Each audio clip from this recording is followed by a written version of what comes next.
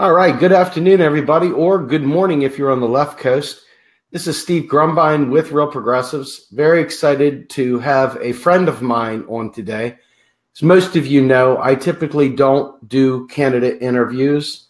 Obviously, I want to see good candidates go in front of our nation to represent the people.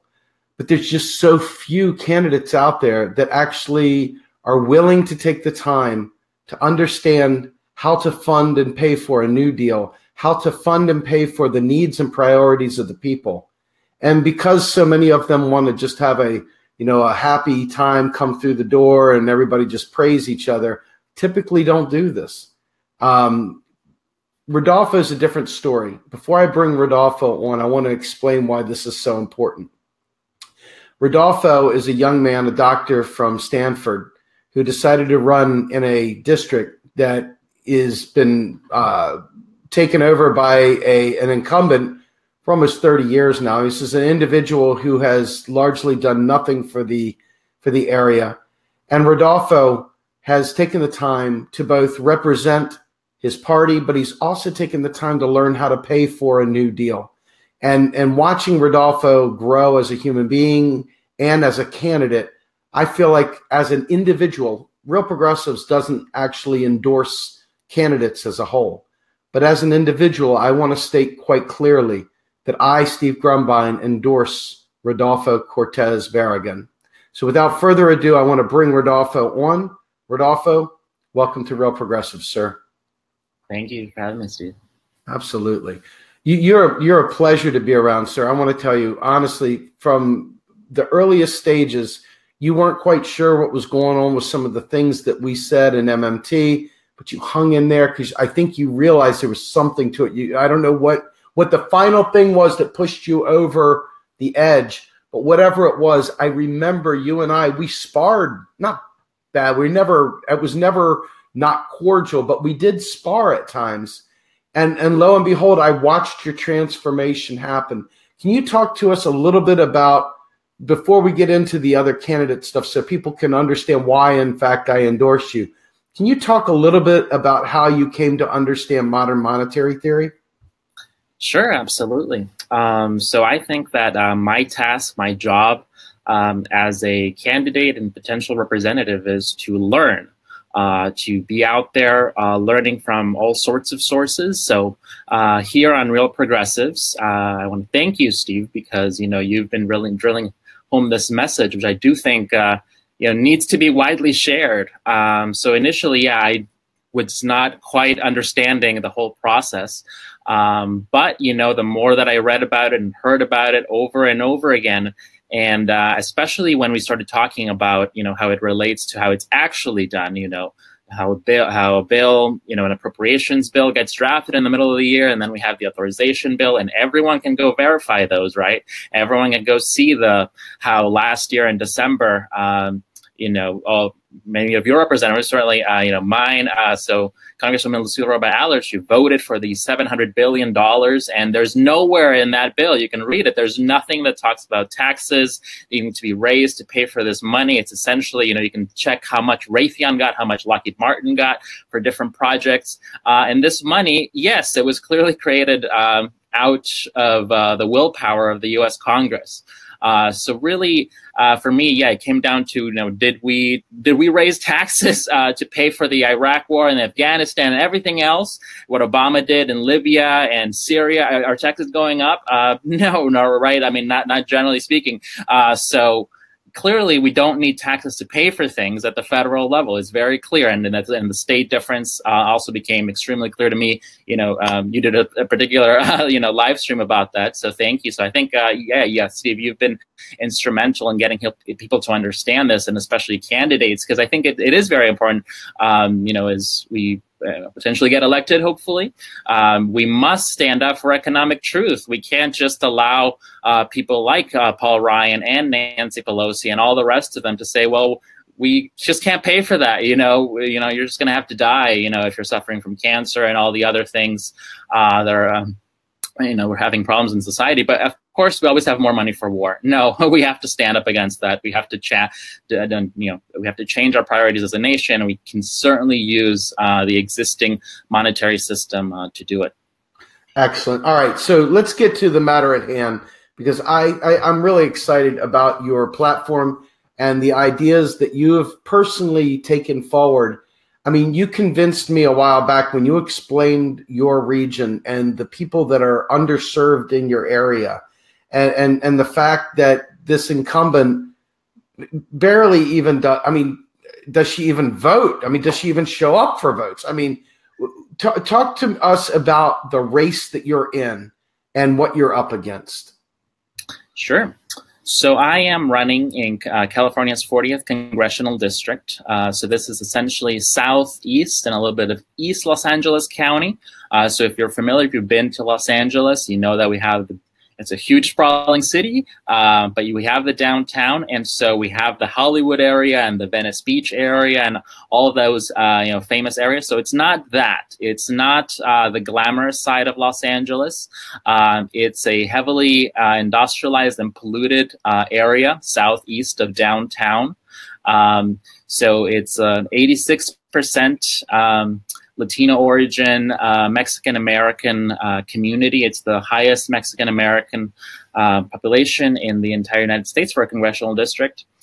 So it's an area that has been the victim of companies that have come in and they've set up these factories that have dramatically impacted health in the area. I'll just give you one example. There is a tiny city called Maywood in the district. So Maywood, just a few blocks up from Maywood, there is a battery factory, or there was, called Exide. Exide was there for decades, and everyone knew that there was something very wrong. The factory was not following the guidelines that they really should have been doing, and children were getting brain cancers. Asthma was through the roof, and there was clearly something wrong with the factory. The local politicians did nothing, and specifically Lucille Roba Allard, who is my opponent, she was in the assembly, first representing the area, and then she was in Congress. So altogether, she's been representing the area for 30 years. Not once did she really, try to make a difference here, try to go in there to even find out what was going on in this factory. And eventually the community got up in arms, and we closed it down. So I shouldn't say we, the community. That I wasn't yet a part of that. So the community closed it down, and now what she has on her website, it's like, oh, make sure you listen to your doctor's suggestions on how to deal with this. And I think this is just, abysmal, right? She claims to stand for things like single payer, but she does not truly. And, the people in this district absolutely need things like that. That's just one part of the district. Another part, Paramount, California. There's 800 factories in this city, and they're spewing the same kind of pollution to the surrounding community, to the right next door. There's elementary schools right next to these factories. And it's just, it's inhumane, because the children and all the families are being dramatically affected here. It's a matter of life and death. There are people begging on the street for help, for their cancer treatments, for their mainly cancer. Children are showing up with brain cancer around these factories. So yeah, my opponent, she's been there since I was growing up, and she hasn't done anything meaningful or substantial. Yes, she is in fact a bit removed. She lives in a mansion in Lake Arrowhead, far from the district, and she certainly doesn't spend all that much time except for the photo opportunities that she has. She hasn't voted. She hasn't cast a vote in the district for a very long time. So she's completely out of touch. The people have kind of given up on her, because she one very unique aspect is that this is just her. Her father was also in Congress for 30 years. So altogether, they've had the Southeast Los Angeles area, the same district for 55 years. So it's just, we desperately need help in Southeast Los Angeles. We need desperate change. So Rodolfo, what I'm seeing across the nation is in these heavily minority impoverished areas that are really, really vulnerable communities. They typically get the waste and the toxicity of the industrial nation, the industrial world, if you will, gets poured into these places. And we would call that environmental racism as well. This is something that is, in my opinion, a direct result of people that are more in the know, have more means, have the ability to say, we don't want you here, okay? They say, that's okay. Those people over there, they won't know what hit them. Go ahead and plan over there. And it takes a good representative to know, in fact, that the people need clean air, clean water, non-toxic chemicals being pumped into the ground, into the rivers, in the air, whatever. What is it that you plan to do about this issue in and of itself? Because this didn't happen overnight. I don't know that it can be solved overnight, but it seems like this is an area that you have a lot of heart for. What would be your approach to fixing this? Yeah, so there's many things that can be done. One of the big problems is that the community doesn't even know what's going on because there's, quote, no money to test the water, to test the air, to test the soil.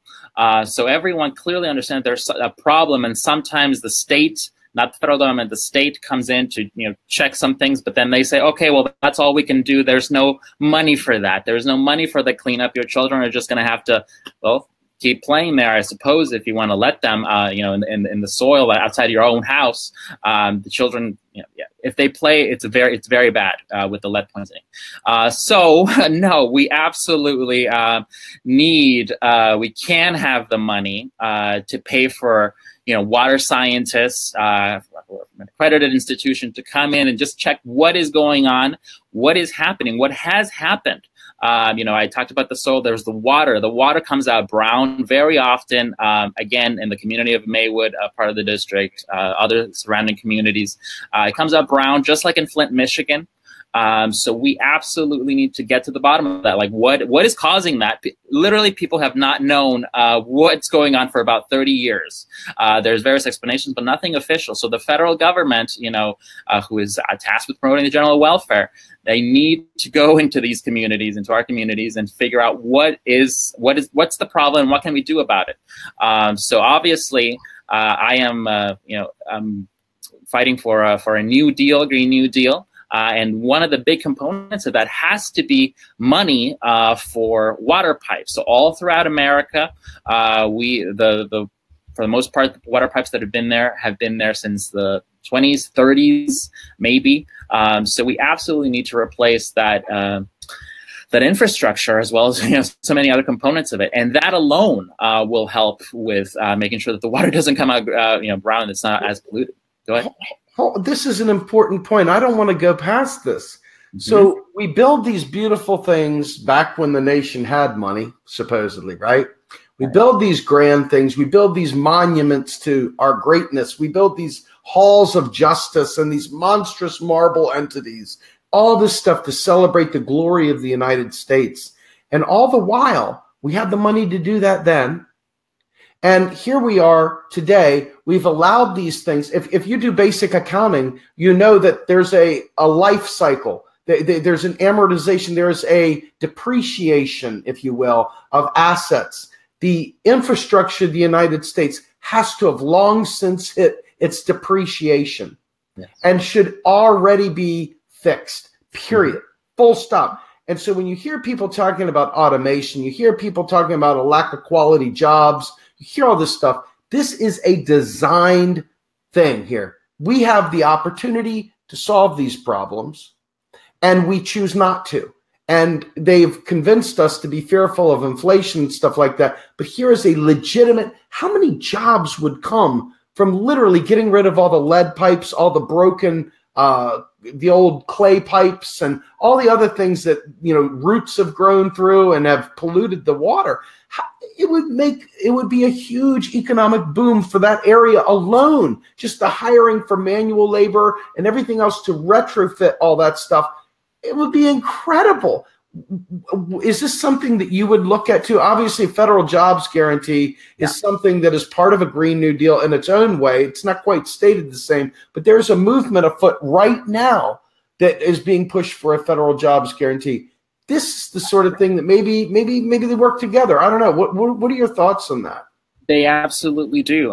So again, I'll just give you examples in my district. So we have a Home Depot, and there are dozens of guys there that want jobs, and that's just at that Home Depot. There's plenty of people all around the district. I was walking down the street, and someone saw a sign and asked me, "Hey, sir, do you have a job?" And I said, "Yes, I do have a job, sir." Well, he would like a job. I would like a job. So he pointed the sign and said, look at that. Isn't there a need for someone to fix up that sign? It was broken over. So of course, yes, there is a huge need for our elected representatives to have the imagination, the vision to create these funding mechanisms for locally managed jobs. There are so many things that we could be doing, should be doing in our communities. I mean, yes, of course, the water pipes. There's, we have the LA River running through Congressional District 40. There's a lot of work that needs to be done to revitalize the river, to make it, a friendly place for families. All the parks that have to be going on. That's just thinking about local low-level infrastructure. But there are so many opportunities for jobs. I'll give you, I think one of the biggest ones that I can see is caregiving, of all types. So obviously, young children, need all the support they can get, and yet we have people that are saying that they just can't afford to be teachers. They can't afford to get their master's in education. They don't have the money to pay for it. They can't go into loans. And so then instead of training to become a teacher or a caregiver for young children, then they're just they're driving for Uber, trying to make sure that they can make the rent, even though their own kids are at home and maybe their elderly parent needs help and doesn't have it. So caregiving is a huge aspect. I think that instead of, for example, having teenagers have their first job at McDonald's or something like that, which is something that is very prevalent in my community, Congressional District 40, instead of that, how about let's give them some money to read to kindergartens, to just hang out with them, to hang out with older people. Older people in our communities, in our society, are growing alienated, and veterans as well. There are so many opportunities for people to get together and have some good, positive, human time. But our current existing system is just demanding that people are working nonstop for lower and lower wages in the private sector. And it's a disaster. It's a human disaster. It's an economic disaster, and it's dragging down our society, our economic system. It needs to change. So yes, we absolutely need a guaranteed jobs program, with funding from the federal government. The funding is always there, because money is just a social construct. It's a socially determined way to reward somebody. We could have other things, but we choose to have the U.S. dollar. So the federal government is tasked with managing that promoting that general welfare. So they're not doing it, but we must make them do it. So we must have a federal jobs guarantee. Absolutely, just kind of how we did in the in the 1930s with FDR's proposals and all that. So yes, I'm all aboard for the federal jobs guarantee. It's absolutely desperately needed. Absolutely. Okay. Get a little feedback. Okay. Can you turn your volume push? There we go. All right. So give me 1 second. I'm going to mute you so I can ask this question. So what I would like to know is this: because Congress is largely made up of Democrats and Republicans, and with you being a Green Party candidate, it might be difficult to build coalitions to get legislation passed through there while we're building outside the duopoly. What would be your plan to work within that duopoly to make sure that we're able to get things passed so that you can be an effective representative of your people? Fantastic question. So yes, I am running in the Green Party. I decided to run in the Green Party because I'll just mention, in my areas, and again, Southeast Los Angeles County, the Democratic Party has ruled the area for 70 years. All of local government are Democrats. The vast majority of people registered to vote are Democrats, about 60%. So the problems that that we've had here, it's the Democratic Party that could have done something to fix them, but there has been very little action, and people are still getting sick.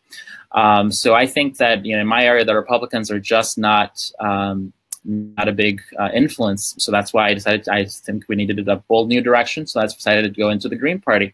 So yes, of course, the Green Party has never held a seat in the House of Representatives.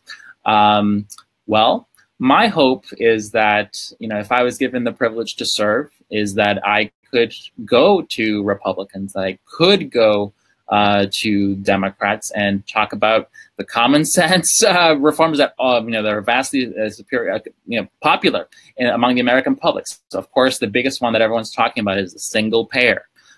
So there's absolutely, Bernie, as an independent, he worked with Republicans, he worked with Democrats. So I think that's a very successful model. And I think that if we focus on the issues that are clearly relevant for all of our constituents, then I think we can make substantial progress. Again, the healthcare issue, the single payer. Americans deserve the same level of healthcare as granted to the U.S. Congress. It's just, and especially veterans. I can't believe that veterans are not able to get all of the services that they need from the VA. It's just an unconscionable situation. The Congress has sent them out to all these wars and the executive branch. It's just unacceptable that they not have healthcare. So I think we can absolutely work across the aisle for issues like single payer. And probably many others. Maybe Republicans have certainly recently kind of seemed to have no longer be constraining themselves with the whole debt hysteria that they were doing for decades. So maybe now they'll even be open to some good investments in the community. Could always I think work with and Republicans, and of course there's some aspects of my platform that are. That could be seen as very appealing to some Republicans. Like I promote the abolishment of taxes for low income families and the middle class. Of course we don't even need those taxes. It's not like all the federal departments, not like the Department of Guaranteed Federal Jobs. If it was to be established, it's not like it would need to coordinate with the IRS to get that money because that's just not how things are done. So we could work with the Republicans to establish true progressive, potentially, tax breaks for the people, because I think that Republicans would see that their constituents, that's what they want, and now that the Republicans don't seem concerned with blowing up the deficit, I think we could certainly work with them, and Democrats will follow since they have kind of become the followers in Congress, and I think that everyone's heart's in the right place, I think, for the most part. So if we can work on the issues, I think we can definitely collaborate across party lines. That's great. So what I've thought about, and I've always thought about, is having been a former Republican, what are the chasms between the two sides, right? The three sides, the four sides, what are the chasms? Because there seems to be kind of like a very, very defined, break point between what each other believes. Everybody loves their children, for the most part. I'm sure there's some bad people out there that don't love their kids. But my point is that everybody, including Republicans, love their kids. So when you figure out that things like taxation is a key concern of theirs, that maybe they would be okay with giving free college if they didn't think they had to raise their taxes to pay for it. So what you've stumbled onto, in my opinion, is the great bipartisan equalizer. It wipes out most of the pitched battles that we've had to experience for the last forever. And it shows clearly that if you realize the priorities of the nation, the priorities of your constituents, and the priorities of the people, you can meet those needs. You can exceed those needs. If you want to be a business person, you can exceed expectations, and you can actually do something meaningful with your time in office. And what I'm thinking is that what you're saying is, party be damned, let's get stuff done for our constituents. That's what I'm hearing. Mm-hmm. Yeah. If we're in Congress, we absolutely should get things done. So we clearly must work across party lines. All right. So you're, in my opinion, a superhero on another issue, and that is that, within the MMT world, obviously, there's Republicans that understand MMT. There's libertarians like Nima, who was on here not too long ago. And then, of course, you've got the Bernie crew, Stephanie Kelton and gang. But on the green side, there's a whole different batch of people coming up. And I'm watching people like Shane Fry. I see Miguel Zuniga has kind of come into this as well as folks like Kenneth Mejia, maybe not as overtly stated, but nonetheless, people that are embracing this reality. And then you've got folks that are cropping up all over the place within the Green Party that are starting to get MMT. I think that this is vital, obviously, for you to be able to build that coalition you need, is for you to be able to help reach out to others as well, to help them understand their capabilities, not just, because there's a lot of myths and legends that we've had to spend in a lot of time, day in, day out, disabusing people of for years now. And this has been going on for 30 before we started even. This has been going on for a long time. You have taken a stand, and to me, that is incredibly difficult. When you stand in a world where other people are looking the other direction, and you stand up and say, I'm not going to ride the herd that direction. I see the truth here, and I'm going to ride this way. You're welcome to come with me. I'll help you. And you're very accommodating, Rodolfo. You're extremely genuine, and you're a nice person, genuinely nice person. I think you have a gift and maybe an ability to bring your other fellow brothers and sisters in the Green Party along with you, so they too can be effective. Because what you're doing is preparing the way for the Green Party to actually be effective at governing. To your point, there isn't one in Congress today. I'd like to see you make that change. Thank you, Steve. Yeah, so absolutely. We, the Green Party could be called as a multi-tendency big tent party. There are many people that find themselves drawn to the Green Party for various reasons. Maybe some people care about the social justice element, or the environmentalism, or the grassroots democracy appeal.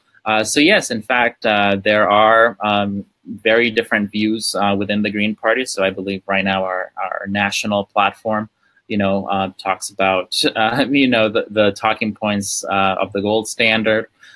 So there's an effort to change those, and I think that effort is something I absolutely support, because I'm a scientist. I was trained as a scientist. I got my PhD in psychology, so I look at things from the perspective of not does it conflict with my worldview, and then I have to somehow change how I'm thinking. I have to defend my worldview, but rather I just want to approach things in a fact-driven, logical direction, manner, so that we can have something that a world that where we're that is worth living.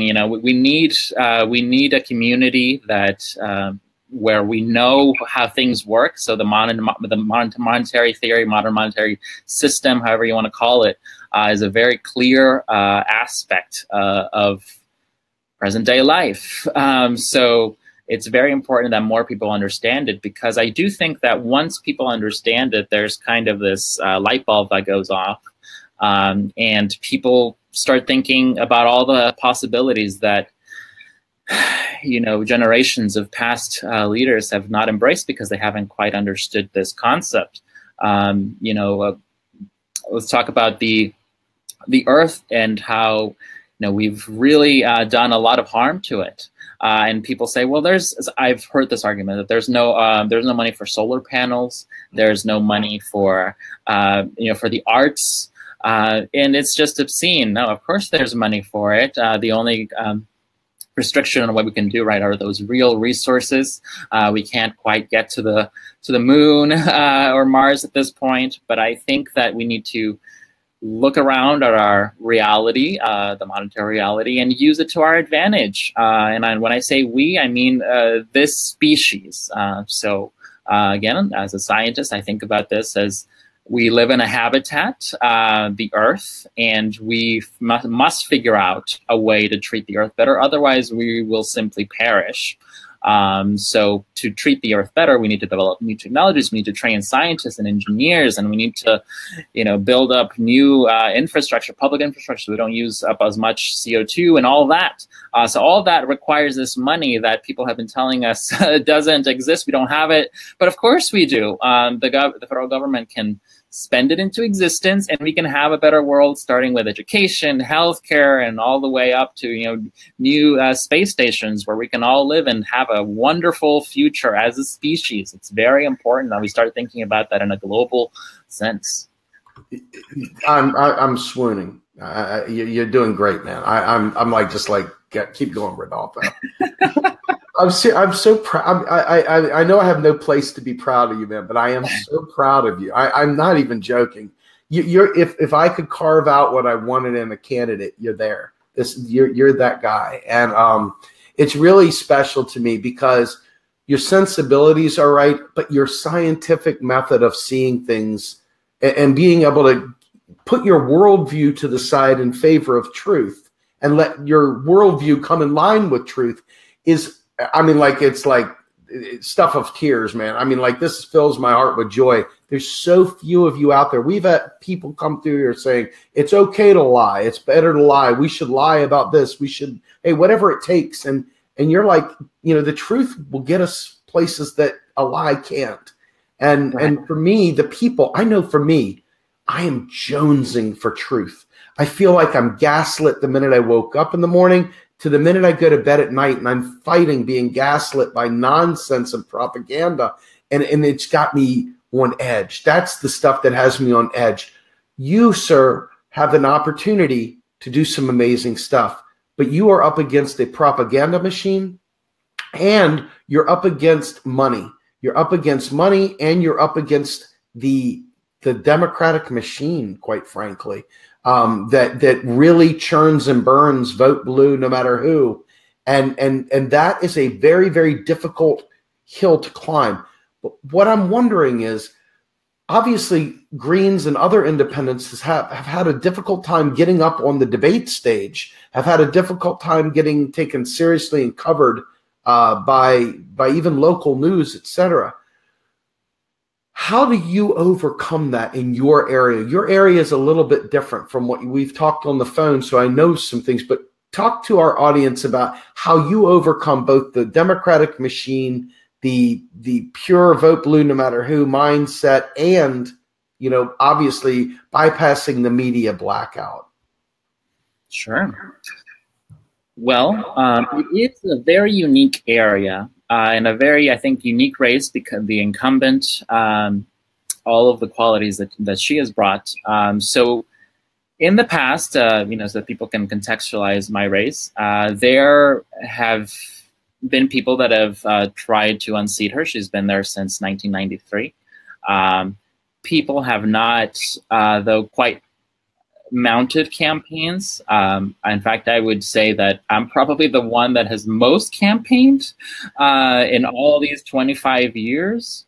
That's just simply how it's worked out. People, along with poverty and pollution in our communities, I think that people are very stressed out to make that rent, to have food on the table. So people have not quite paid attention to all of the things that Mrs. Roybal Allard has actually done and the way that she's voted. So part of my task is to make sure to share that information with the community, because I do not believe that the Congressional District 40 community would find these votes appealing. I'll give you some examples. And this is why it's very important, to really research your opponent. For all you candidates that are watching, it's very important to figure out what they've done so that you can, portray yourself as the antidote. So Lucille Roybal Allard has, for example, again, it is a 86% 86% Latino district, and twice there were proposals to get rid of Trump, to initiate the impeachment process. And you and I can debate about whether that's a wise thing, whether it's merited and all of that. But the point is that this is a vote that is a symbolic slap in the face to our community. She voted no. She also voted to reauthorize the Department of Homeland Security and expand ICE. No, that's really not a good thing. She voted. She was one of the few Democrats in all of Los Angeles County to vote to give him $700 billion for war. And now, Trump is using that, and the defense contractors are making more money than ever, and that is traceable to all the donations that they have given her. So I am trying to educate people about her record, not necessarily even reaching out to the media, because the key thing related to monetary theory. So she is one of the few Democrats on the very important House Appropriations Committee. This is the committee that works on appropriations, that figures out our federal budgeting priorities. Well, she's been there for 10 years. How has she pushed, to help the working class, to help veterans, to help all of us that desperately need help? The answer is she hasn't, and neither have all of the rest of her Democratic or Republican colleagues at this point. So I am out there, talking with people, regular people, because it's actually going to be a very low turnout election. So if people out there, have some any donations, that would be very appreciated, because it goes very far in this community. So I do have some people from local papers that have reached out to me. So I'm hopeful that there will be at least a profile or an interview, or maybe I can write something on there. So that I'm very excited for that. So it's about getting out the message, because at least our area has been so harmed. That's the word. It's harmed. People are being killed by all the pollution and the lack of healthcare. And who's responsible for this? It's actually the Democratic Party donors. Warren Buffett has many factories directly owned, and Berkshire Hathaway in the district. So they are responsible. So this is part of the reason why I decided not to go Democrat. But I'll tell you, the Democrats have not come after me. The area is, as I try to communicate, people are very wrapped up in so many things that are going on in their personal situations. I have faced no opposition whatsoever, and everyone agrees that even Democrats, I've been told by local Democrats, elected Democrats, that they agreed that she needs to go, but they didn't run against her because they knew that the DCCC, the Democratic Party, the national party, would completely stomp on them. As we're seeing in other races, that has not happened to me yet. So I'm the only challenger. So I'm just excited to talk about the issues with the community, and really say we can pay for it. That's at the center of my flyers, all my flyers. It means so much. I when you sent me the one flyer thing that you were putting out there, I was just like, this guy gets it, man. This guy gets it. There's a lot of people that are afraid to be bold like you're being. I'm not even joking. When I talk to them, they have a public face and a private face. I can't say that, but you're doing it. And you know what? Here's what is incredibly important about that.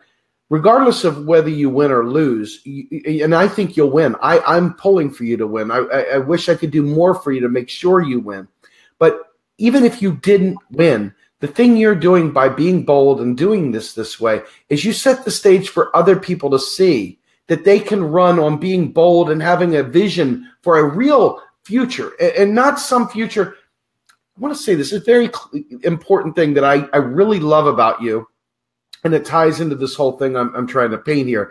And that is, anytime you want something that isn't kind of close by, something that you can't readily see, okay, you need to have a transition to get there. You can't, it's like you don't just, maybe someday we'll be able to just teleport wherever, but there's still a journey from here to Florida, from there to Canada, or wherever it is that you might want to go, right? And so when we're talking about, we're in a fascist world right now. We are in a reverse totalitarian serfdom in the United States right now. The only difference between us and slaves is that they rent us, they give us a paycheck, and when they're done with us, they lay us off or fire us. You have an opportunity, in my opinion, to really, really change and flip the script for more than just your district, for more than just California, for this entire nation.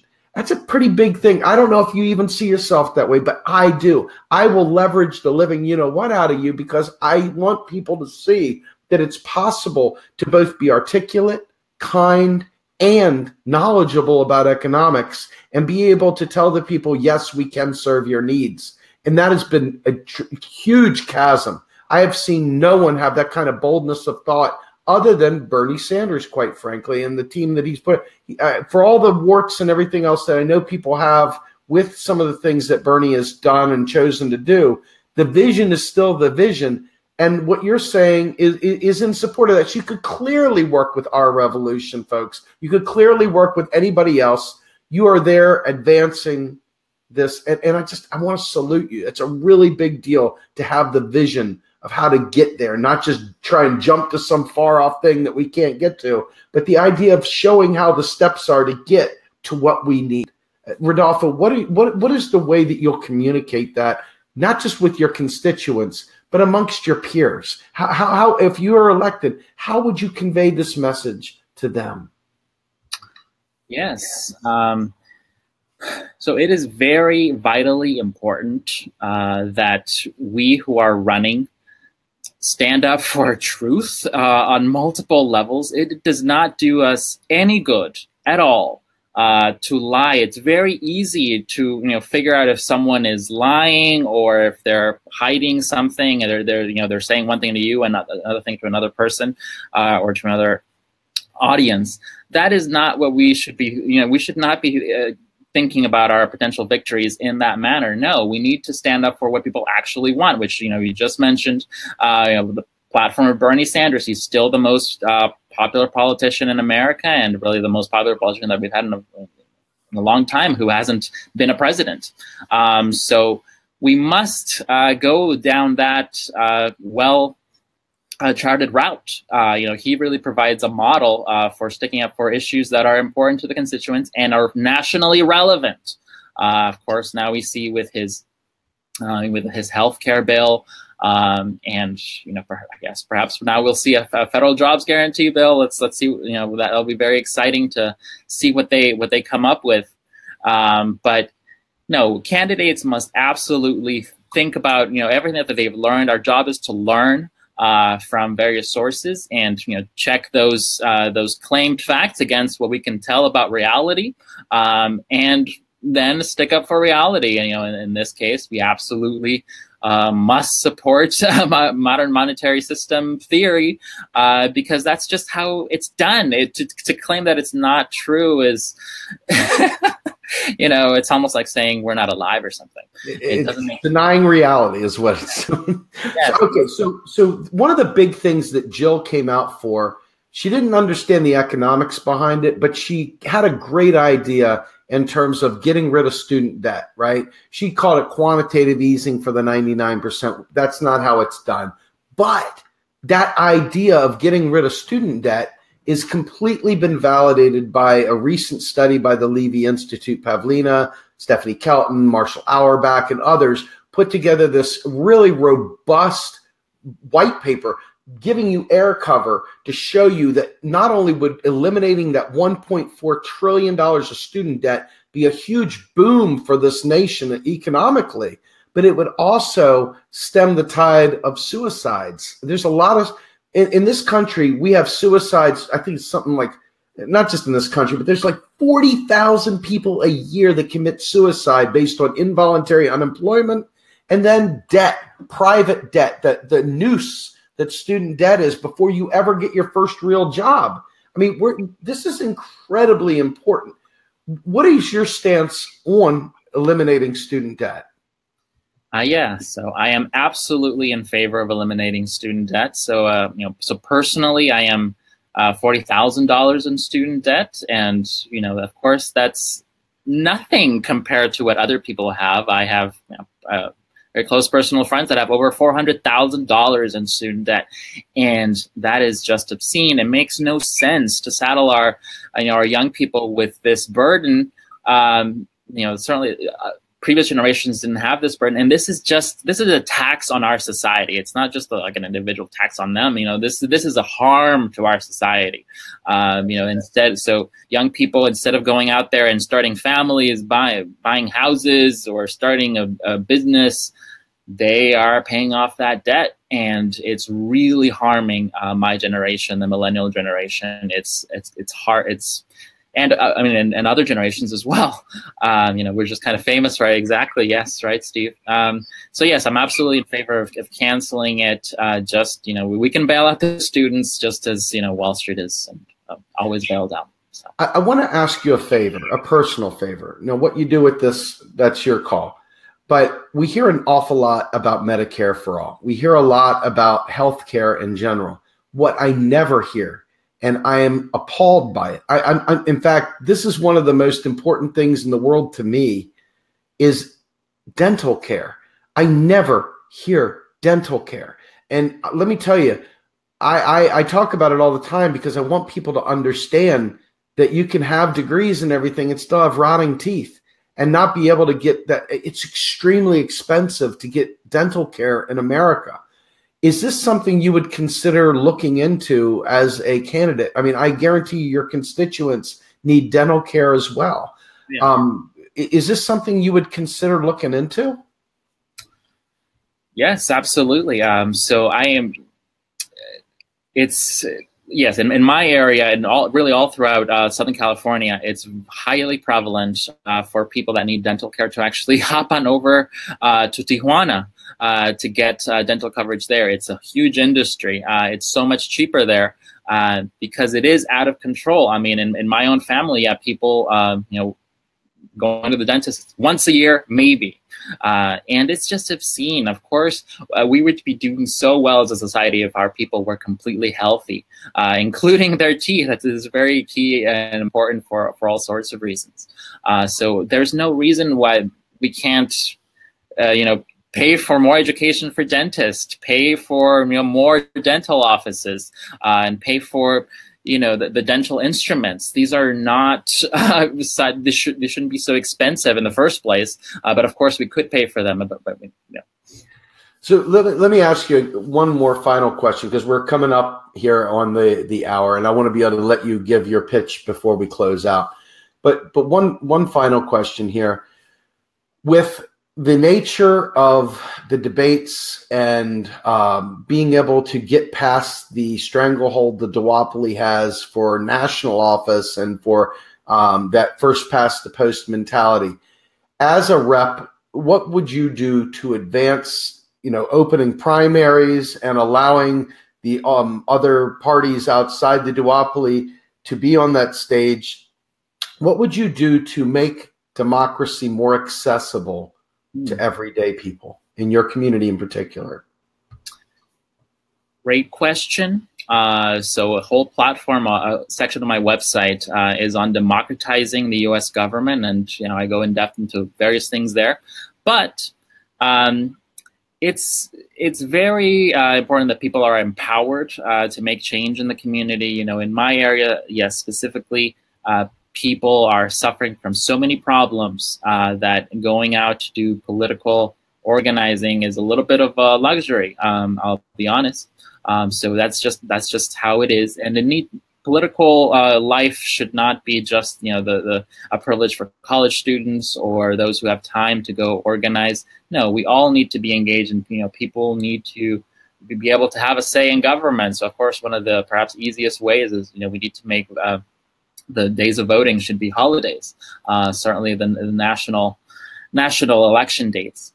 And there are many other things we could do. We could establish direct, referendum so that the people have a real say in their government, so that they can bypass the corrupt and dysfunctional Congress. It's very important that we get that across. So the upcoming, and so again in my area, in California we have open primaries. So anybody who's registered to vote of any party can potentially vote for me or my opponent. We're the only candidates. So it's as far as I can tell, first that I know of Democrat versus Green, in certainly California. So it'll be interesting to see the results. But at the national level, yes, we do need open debates, open primaries. People are being locked into these parties, especially in places like Florida and New York, that have such early voter registration dates for the upcoming elections. That has to go. That's anti-democratic. So we need to figure out a way to work with state legislatures to promote openness and transparency in our government, because that's what we absolutely need. And yes, that's certainly at the presidential level. I would love to see a libertarian, a green, maybe there's other parties out there as well that run for president, like the Peace and Freedom Party in California. So we need to open that up so that the people get a range of viewpoints. Well, I want to thank you, Rodolfo. One of the most important messages that I can give to the Green Party and to folks like you is, if there are more candidates that are like you, more candidates that are economically literate and curious and are not putting their worldview ahead of science, like, I love the way you said that. I want to be able to support as many folks that are like that as I can. I want to give as much air cover as I can. I want to push them to the top, and I want to really, really show people that it's possible to not only run, but win on the truth. And you, my friend, are exactly whatever party, whether you were a Movement for a People's Party, PIP, Green, I don't care. You are a candidate that I can support. And I want to thank you for that, Rodolfo. So without further ado, I want to give you an opportunity to give the viewers a pitch for who you are as a candidate, when they can vote for you, etc. Here you go. Yeah, thank you. So my primary is going to be on June 5th.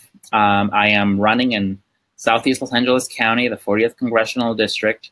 I am the only candidate standing up against a 13-term establishment Democrat. She has a range of horrible votes throughout the years. There's been so many things that she could have done to help our local community that she didn't do, that she hasn't thought to do. But our local community is hurting. We are heavily impoverished and heavily polluted. Democratic Party super donors own many of the factories in the community. There are factories right next door to elementary schools. Children get nosebleeds, asthma, brain cancer. I met one family. Both children had brain cancer. Their mom had breast cancer. And so our community is, a little bit like Flint, Michigan, extremely impoverished, polluted, neglected, and it needs desperate change, just like many other communities all around this country. For too long, the Democrats and the Republicans have neglected the well-being of the people. So I think that now, in this wave of primaries, that's why so many young people, progressives, and of all stripes are trying to stand up and make a change in their community. So that's what I'm trying to do here, and I think it's a very winnable race because every little bit of help that anyone can provide. If you want a phone bank, please sign up on our website, or if you can have some dollars to donate, it goes very far here. Because my opponent is essentially not campaigning. She has not campaigned since the 90s. She checked her FSC records. She's not planning on having a real competition here. So whatever you can give to our campaign goes a very long way because there is essentially no opposition, and the opposition is extremely weak. It's just that the voters now need to know about that and need to be reminded of the existence of the primaries. So yeah, that's what I'm trying to do. I'm just trying to stand up for the community. It's neglected, forgotten. Parts of it are completely destroyed, just like much of America. And we need single payer. We need education for everybody. We need to invest in science and infrastructure. We need dramatic change. Otherwise, we're simply not going to survive.